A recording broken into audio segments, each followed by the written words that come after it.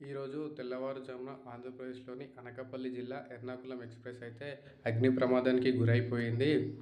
సుమారు ఇది 1:30 సమయంలో ఈ మంటలనేటివి ఈ ప్రమాదం జరిగిందనమాట.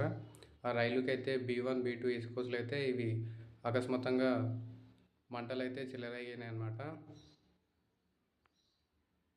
ఈ మంటలైతే అసలు ఎవరు ఊహించుకోరనమాట. ఇట్లా జరుగుతది, ఈ సిచ్యుయేషన్ ఇట్లా అయితది, ఇట్లా మంటలొచ్చేస్తాయి అని చెప్పేసి ఎవరు అనుకోరు. అందరూ ఆ టైంలో మంచి నిద్రలో ఉంటారు కాబట్టి అసలు చాలా కష్టం అట్లా. ఎవరన్నా కావాలని అట్లా చేశారా? మరి పెట్రోల్ పోసి ఏమైనా చేశారా? అని చెప్పేసి అనుకుంటున్నారు.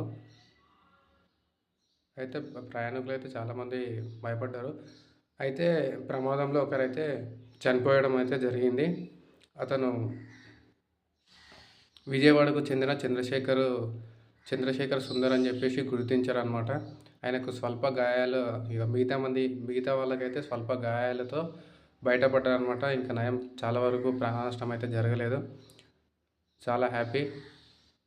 అసలు ఆ టైంలో అందరూ నిద్రపోతారు కదా! అసలు లెవ్వాలంటే కూడా ఎవ్వరికీ తెలవదనమాట ఇక.